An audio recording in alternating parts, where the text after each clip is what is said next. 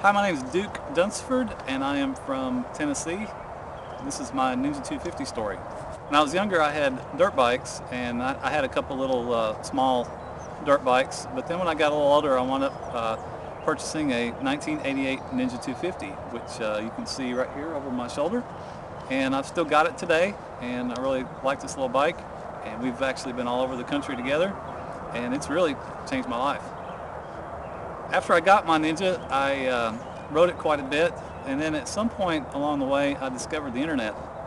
And I found that there were a lot of people on the internet that had user groups and whatnot, and so I wound up meeting some other folks who were also Ninja 250 enthusiasts, and before you know it, we had planned a ride together, and we wound up going over to the east side of Tennessee and to the Gatlinburg area in the Smoky Mountains. Another thing I discovered along the way was something called the Iron Butt Association, and they are a group that promotes safe, long-distance motorcycle riding.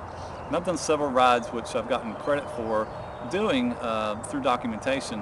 One of them is called a Saddle Sore 1000, which is 1,000 miles in a 24-hour period. I've also done a Saddle Sore 2000, which is 2,000 miles in 48 hours. And I've done a Saddle Sore 5000, which is 5,000 miles in 5 days. I've done them all on Ninja 250s. This bike here and another bike that I'll tell you about in just a minute. In 2001, I first discovered something called the Iron Butt Rally, which is a premier event that the long distance group puts together. And the rally consists of basically a gigantic scavenger hunt which covers the entirety of North America, and it lasts 11 days. So I followed along the rally in 2001, and they do this rally every 2 years. And then again, I followed it along in 2003 from home, and read all I could about it, and really felt like it was something that I'd like to do. Just after the rally finished in 2003, I entered for the 2005 event, and on my entry form, I put on there that I ride a Kawasaki Ninja 250. And of course, that's not the typical bike that one would ride in a big rally or a big ride, big tour event like that. But the organizers think that it's kind of neat that anybody would try to do this on something non-typical. So out of the several thousand people that applied to ride the rally in 2005, they only opened up 90 positions. And of those 90 positions, they gave me one. And it was stipulated that I would have to do it on a Ninja 250 as a criteria for my entry. So I agreed to do it, and in the spring of 2004, I went out and bought a new bike, and I spent about 18 months preparing for this rally. Now, considering the fact that I was going to be out on the road for 11 days, pretty much day and night, I really needed my bike to be set up so that I could do a little more serious touring. So I wound up setting up my bike with a lot of technology that I could use out on the road. It has a telephone, a CB radio, a GPS, heated grips, heated vest, and several other things to make my ride a little easier. So once I was accepted to the rally, I decided I probably should go do some longer rides since I'd never really been out west before. So I decided to take a 5-day ride from Tennessee out west through the desert and back. And there were two guys in particular that wanted to come down from Oregon, and they rode down on Ninja 250s from Oregon and met me there in Nevada out in the desert, and we were able to take a couple pictures out on the playa, which is the part of that Black Rock Desert there just north of Gerlach. Then from there I went on north out of Nevada and went up through Yellowstone and came back home 5 days later. And I was able to do just over 5,000 miles in 4 days and 23 hours. So that was a pretty good ride for me, and it had me all tuned up and ready to go for the Iron Butt Rally. So the rally started in August of 2005 out of Denver, and my route took me from Denver kind of to the west and then to the north. So the first night I came through Las Vegas, and then after Las Vegas went north and then turned to the west and went down through Death Valley. And one of our destinations that we could go to was Badwater, which is the lowest spot in North America. It's 282 feet below sea level. And I got there at about 1 o'clock in the morning. The thermometer on my bike read 109 degrees.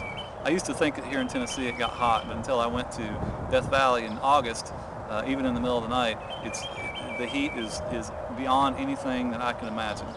From there I went on further I went across the valley and up into California, and then from there up through Oregon and up into the Seattle area. Out of Seattle I went across Idaho and Montana.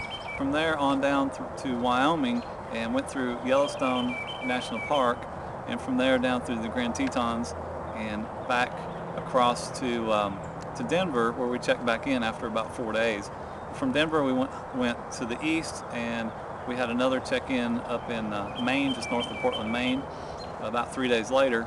And then after that I headed north and went up to Prince Edward Island. From there I went on up to just south of the St. Lawrence Seaway, and then headed southwest and came back down across Quebec and Ontario, and eventually back across Iowa and Nebraska, and wound up back in Denver. The entire trip took 11 days, and I covered 9,500 miles in that 11 days. I wound up finishing 59th position out of 90 starters and 70 finishers in the rally, and I have to say that I'm extremely proud of this accomplishment. It's probably one of the highlights of my life to get to ride in that rally. The only thing that really can exceed it is getting married and having a baby. There are some of the best motorcycle riders in the entire world that were in this rally from several countries. All came here for it, and just to get selected, and it was a pretty big honor to ride the rally, and then to be able to finish it is really a big accomplishment. I did it all on the Ninja 250, and I'd have to say the Ninja 250 has changed my life. Once I met other people that had Ninja 250s, it really opened up a lot of things for me, and I was able to create a lot of friendships. I wound up having friends all over the country now. I mean, I literally have hundreds, if not thousands, of friends across the country who I've met through riding motorcycles, Ninja 250s and others. But it really has been a great experience to get to know a lot of people through motorcycling. I think that motorcycling is a great equalizer. No matter what your culture or your background or your socioeconomic status or your political views or your religious views, it really doesn't matter. When you get out on the road and you go motorcycling with people, it's something that really brings people together. And there's people that I couldn't imagine have been friends with that now become some of my best friends through motorcycling.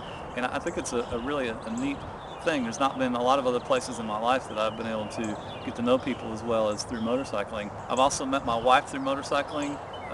When I first met her, she told me that she had a motorcycle license and rode motorcycles and wanted to know if she could ride my bike. So I let her, and I imagined her riding around the parking lot of where we were a couple of times, but she went off for a while, and about a half hour later she hadn't come back, and I started getting a little worried. It turns out that she had ridden halfway around town. She was having so much fun she kind of forgot to come back. But I figured that was probably a good thing, and I really didn't need to get rid of her, so I wound up marrying her, and we're still married, and she lets me go riding, and without her I probably couldn't do half of the stuff I've done. A lot of people think you got to spend a lot of money and buy a big bike, and I don't think you really do. I think this bike here is something that will get you a long ways, and it certainly has me. I've got about 70,000 miles on this bike, and my other Ninja 250 has about 30,000 miles on it. So I've spent a lot of time on these bikes, and it really has been a really rewarding experience. I really want to thank Kawasaki for doing this contest. I'm looking forward to seeing some of the entries, and hopefully you'll post them somewhere out there where we can see them all. But I just want to let you know that if you do decide to let me win the bike, that it's going to get a lot of good use, and you're going to get a lot of mileage out of that bike, because I'm going to ride it all over the place, and a lot of people will know where I got it, and I'll be sure that anybody who doesn't have a Ninja 250 gets one, because it's definitely an awesome bike to get started on. And if you decide to stick with it, it's a great bike for that too, as me and a few other people have shown over the last few years. But anyways, thanks for doing the contest, and I hope to see you down the road somewhere.